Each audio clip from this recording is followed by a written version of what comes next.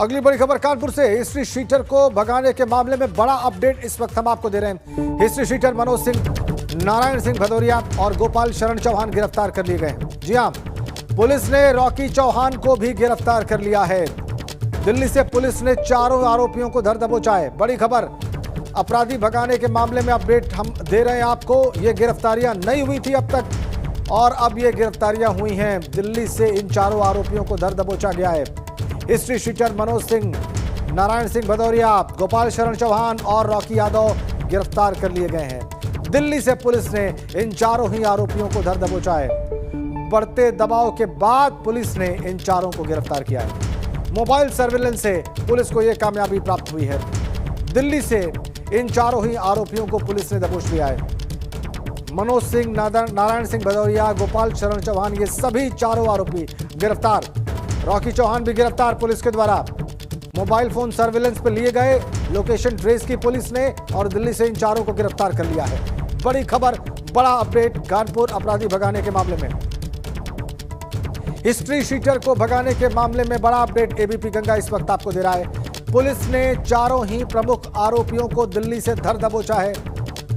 Mobile इनके surveillance पे लेकर इनकी लोकेशन ट्रेस करके इन्हें दबोचने में कामयाबी प्राप्त की है पुलिस ने। जबरदस्त दबाव बना हुआ था पुलिस के ऊपर और आखिरकार वो दबाव रंग लाया। पुलिस ने इन चारों को गिरफ्तार कर लिया है दिल्ली से। बड़ी अपडेट, कानपुर हिस्ट्री शीटर मामले में, उसे भगाने के मामले में बड़ा अपडेट इस वक्त एबीपी गंगा आपको दे रहा है। मनोज सिंह, नारायण सिंह भदौरिया, गोपाल शरण चौहान, ये सब गिरफ्तार कर लिए गए हैं, चारों ही आरोपी। रॉकी चौहान भी गिरफ्तार। ये सारा प्रकरण एबीपी गंगा ने आपको लगातार बताया। रतीश त्रिवेदी हमारे सहयोगी फोन लाइन पर जुड़ गए। रतीश, इस गिरफ्तारी के बारे में जो भी मालूमात आपको हासिल हैं, सब कुछ बयान करें। देखिए, लगातार पुलिस की टीमें 12 टीमें लगी हुई थी इन लोगों को पकड़ने में। जिस तरीके से पुलिस बल पर हमला किया और हिस्ट्री शीटर को भगाया गया था, उसके बाद पुलिस की बड़ी फजीहत हो रही थी और पुलिस पर दबाव था कि 48 घंटे बीत गए हैं, लेकिन पुलिस अभी तक एक भी व्यक्ति को नहीं पकड़ पाई थी। एक अनआइडेंटिफाइड व्यक्ति को पकड़ा गया था जिसका नाम रणवीर सिंह था। उसके बाद जो मुख्य अभियुक्त था हिस्ट्री शीटर मनोज सिंह, उसको आज कानपुर की पुलिस ने बर्रा क्षेत्र से पकड़ा है और जिस पर 25,000 का इनाम था, जो जिसको सबसे पहले भगाया गया था। इसके अलावा जो बीजेपी का जिला मंत्री है दक्षिण का, नारायण सिंह भदौरिया, उसको भी पकड़ा गया है। इसके साथ ही रॉकी यादव था, उसको पकड़ा गया है और गोपाल शरण सिंह कल्याणपुर थाने का हिस्ट्री शीटर रहा है और इस सभी जितने भी लोग हैं, इन सभी के आपराधिक इतिहास रहे हैं। बड़ी घटना इसे कहा जा रहा है और बड़ी घटना इसलिए क्योंकि पुलिस की टीम जब दबिश देने पहुंचती है तो एक बर्थडे पार्टी बीजेपी के जिला मंत्री की थी और पुलिस की टीम जब मनोज सिंह जो हिस्ट्री शीटर है उसको लेकर के जाने लगी, पुलिस टीम पर हमला बोल दिया जाता है और उसको छुड़ा करके भगा दिया जाता है। 2 दिन पुलिस की टीम को इन लोगों ने छकाया है और आखिरकार पुलिस की टीम को अभी फिलहाल शुरुआती सफलता कह सकते हैं क्योंकि 12 लोग हैं, 9 लोग नामजद थे और 8 से 10 अज्ञात थे। अभी बाकी बचे लोगों को पकड़ना है, लेकिन मनोज सिंह जो हिस्ट्री शीटर था और नारायण सिंह जो इस जन्मदिन की पार्टी जितनी थी उसको पकड़ लिया है पुलिस ने। तो थोड़ी राहत पुलिस के लिए कही जा सकती है, लेकिन अभी कुछ और लोग हैं जिन तक पुलिस को पहुंचना जरूरी है। तो कुल मिलाकर बड़ा प्रेशर था, बड़ा दबाव था। पुलिस की टीमें लगातार दबिश दे रही थी। दिल्ली से इन 3 लोगों को पकड़ा गया है और मनोज सिंह जो हिस्ट्री शीटर था उसे कानपुर के बर्रा क्षेत्र से पकड़ लिया गया है। जी रतीश, वाकई आपने ये बिल्कुल ठीक बात कही कि पुलिस पर बहुत दबाव था और इस दबाव के बाद पुलिस को ये कामयाबी हासिल हुई है। मोबाइल फोन सर्विलेंस पे लिए गए और उसके बाद लोकेशन ट्रेस की गई। इस बारे में क्या मालूमात हासिल है आपको? देखिए, लगातार अपनी लोकेशन बदल रहे थे ये लोग। इनको मालूम था कि पुलिस लगातार इनकी लोकेशन को ट्रेस कर रही होगी और इसीलिए शायद लगातार अपनी लोकेशन को बदलते रहे। लेकिन आज पुलिस को सफलता मिली, दिल्ली इनकी लोकेशन आखिरी मिली थी और दिल्ली लोकेशन मिलने के बाद पुलिस की 12 टीमें लगाई गई थी। इनको एक के बारे में शुरुआती सूचना ये भी आई थी कि बुंदेलखंड की तरफ ये निकले हैं, बुंदेलखंड की तरफ भी हो सकते हैं और इनको बुंदेलखंड की तरफ से भी ट्रेस किया जा रहा था। लेकिन एक टीम दिल्ली की तरफ भी रवाना की गई थी और उस टीम को सफलता मिली है। फिलहाल पुलिस का ध्यान इन लोगों से अलग जो और लोग इस पूरे मामले में इन्वॉल्व थे उन पर भी लगा हुआ है। जल्द से जल्द उन सबकी भी गिरफ्तारी की जाए ताकि जो पुलिस की फजीहत हुई है पूरे मामले में उससे थोड़ा सा बचाव पुलिस अपने कर सके। अभी और कितने आरोपी गिरफ्त में आने बाकी हैं रतीश? देखिए 9 लोग, जो पहला मुकदमा था उसमें 9 नामजद लोग थे और 8 से 10 अज्ञात थे। रणधीर सिंह जो गिरफ्तार किया गया था वो अनआइडेंटिफाइड था, अज्ञात में था, यानी 9 नामजद जो थे उनमें से अभी 3 लोगों की गिरफ्तारी हो पाई है, क्योंकि नारायण सिंह भदौरिया को उस केस में नामजद नहीं किया गया था क्योंकि वो बीजेपी का जिला मंत्री था। उस पर जो अलग से दूसरा मामला दर्ज किया गया था 30 लोगों पर, क्योंकि वो बर्थडे पार्टी का आयोजक था और उस पर कोविड के प्रोटोकॉल और तमाम जो गाइडलाइंस है उनके पालन न करने और उल्लंघन करने का मामला दर्ज हुआ था। तो दूसरे मामले में उसको गिरफ्तार किया गया है, लेकिन जो 9 लोग थे 9 नामजद में से 3 लोगों को अभी तक पुलिस पकड़ पाई है और 6 अभी भी फरार है। रतीश, आप बहुत ही अहम बात कह रहे हैं।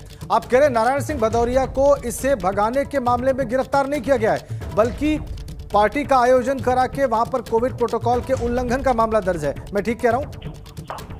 जी बिल्कुल, कुछ इसी तरीके से पुलिस ने शुरुआती तौर पर आपको बता दूं कि 1 बजे के आसपास का कार्यक्रम था और 1 बजे के आयोजन में ये घटना होती है और रात में 10 बजे नारायण सिंह भदौरिया पर मुकदमा लिखा जाता है। पुलिस शुरुआती तौर पर फूक कर कदम रख रही थी क्योंकि सत्ता पक्ष का मामला था, बिल्कुल बीजेपी का मामला था और बीजेपी के मामले में वो कोई जल्दबाजी नहीं करना चाहती थी और इसीलिए 7 बजे FIR लिखी जाती है और जब FIR सामने आती तो उसमें साफ तौर पर देखा जाता है कि जो आयोजक था नारायण सिंह भदौरिया वो इस FIR से उसका नाम गायब होता है। जब बवाल मचता है उसके बाद रात के 10 बजे नारायण सिंह भदौरिया पर दूसरा मुकदमा लिखा जाता है जिसमें उनको नामजद किया जाता है।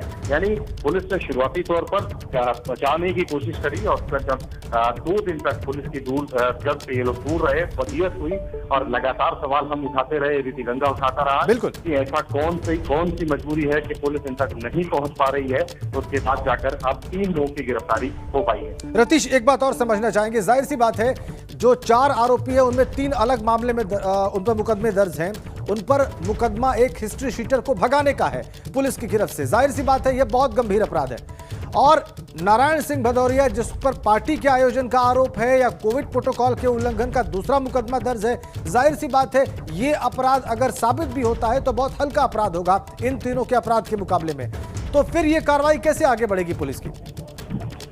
देखिए पुलिस पर डिपेंड करता है वो कार्रवाई किस तरीके से आगे ले जाएगी, क्योंकि 2 अलग-अलग सेपरेट मुकदमों को दर्ज किया गया है और नारायण सिंह भदौरिया इस पूरे मामले में वांछित था और उसने एक वीडियो भी जारी किया था। वीडियो में अपनी सफाई भी दी थी, लेकिन सवाल यही उठ रहे थे कि पुलिस की तरफ से दूर नेता अपनी सफाई वीडियो के जरिए जारी कर रहा है और पुलिस के